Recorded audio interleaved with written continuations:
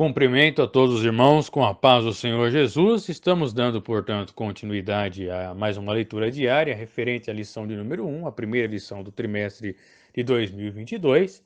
E hoje, terça-feira, dia 28 de dezembro, ainda acabando 2021, nós vamos fazer a nossa leitura no Salmo de número 19, versos 1 ao 4, cujo título da leitura diária é A Natureza manifesta a grandeza de Deus ao ser humano. Então vamos ler aqui o Salmo 19, versos 1 ao 4. Assim nos diz o texto: Os céus declaram a glória de Deus, o firmamento proclama a obra das suas mãos. Um dia faz declaração a outro dia, e uma noite mostra sabedoria a outra noite. Sem linguagem, sem fala, ouvem-se as suas vozes, em toda a extensão da terra, estende-se a sua voz e as suas palavras até o fim do mundo. Nos céus pôs uma tenda para o sol, que é qual noivo que sai do seu tálamo e se alegra como um herói a percorrer o seu caminho. Aí é muito bonito os Salmos, mas a gente poderia ficar e ler tudo então.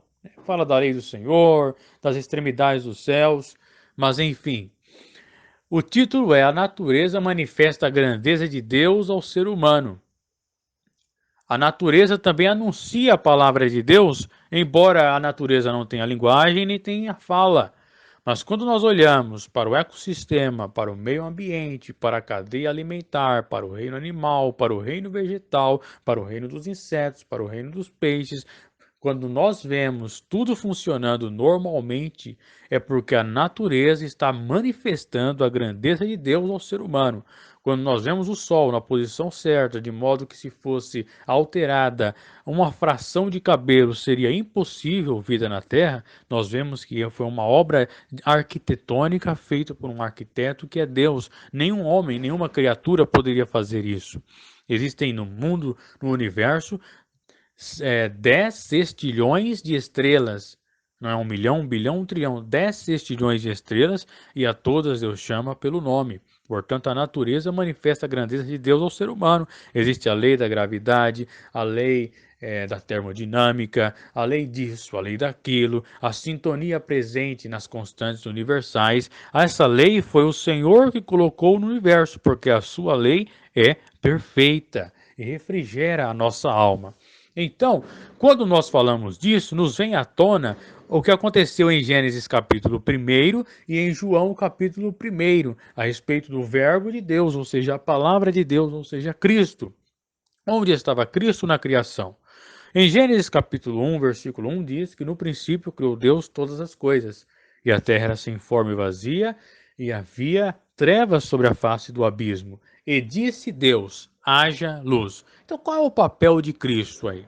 João 1,1 vai dizer que no princípio era o verbo, e o verbo estava com Deus, e o verbo era o próprio Deus. Então onde está o papel de Cristo aí na criação?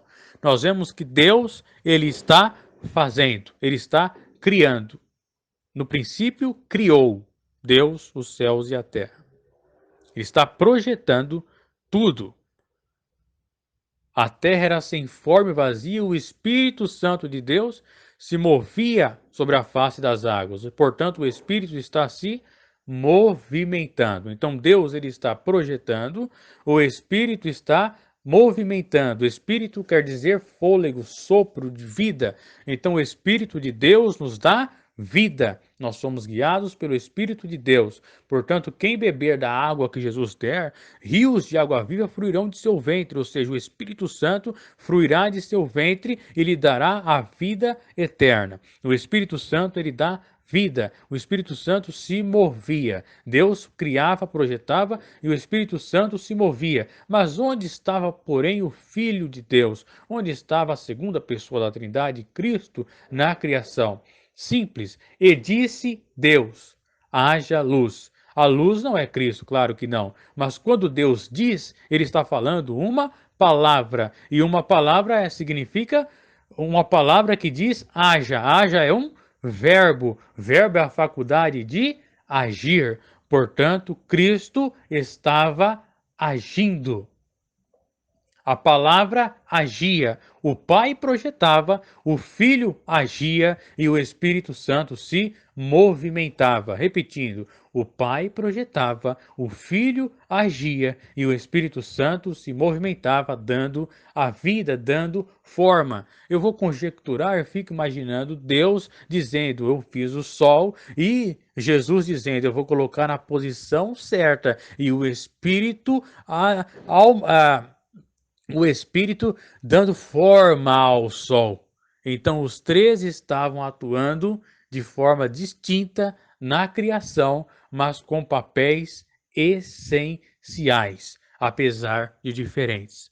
No princípio, o Pai projetava, o Filho agia e o Espírito movimentava todas as coisas. Tudo foi feito através deles, e sem eles, nada do que foi feito se fez. Esse é o papel do Pai, o papel do Filho e o papel do Espírito na criação de todas as coisas. Tudo foi feito por Deus. Por que que eu digo que Jesus, ele estava, a segunda pessoa da Trindade, o Filho de Deus, ele estava agindo e deu o exemplo do sol de Jesus dizendo: olha, vamos deixar nessa posição aqui. Simples, porque em Provérbios, capítulo de número 8, diz que no princípio de tudo, Deus tinha uma sabedoria, o Senhor possuiu uma sabedoria. E quem é o detentor de tamanha sabedoria? Essa sabedoria não é de fato Cristo, mas Cristo era quem a detinha. A sabedoria era dele, porque Paulo escreveu que em Cristo estão escondidos todos os tesouros da sabedoria e da ciência, em Colossenses capítulo de número 2. Portanto, essa sabedoria pertencia à mente de Cristo. E quem compreendeu a mente do Senhor? Nenhum homem consegue compreender a mente do Senhor. Aproveito para destacar aquilo que o apóstolo Paulo escreveu quando se trata das Escrituras. Ele diz assim: toda a Escritura, divinamente inspirada, é proveitosa para ensinar, para redarguir, para corrigir e para instruir em justiça. Portanto, toda a Escritura é inspirada. Todas as palavras de Deus são inspiradas. Eu gostaria de ler mais um versículo, só para a gente concluir aqui essa linha de raciocínio. Eu peço desculpa para os irmãos que acabei alongando um pouco, mas essa temática ela é muito chamativa. E se a gente for fazendo analogia de um texto para outro, a gente não para. Romanos capítulo 11, versículos 33 ao 36. Ó profundidade das riquezas, tanto da sabedoria como da ciência de Deus!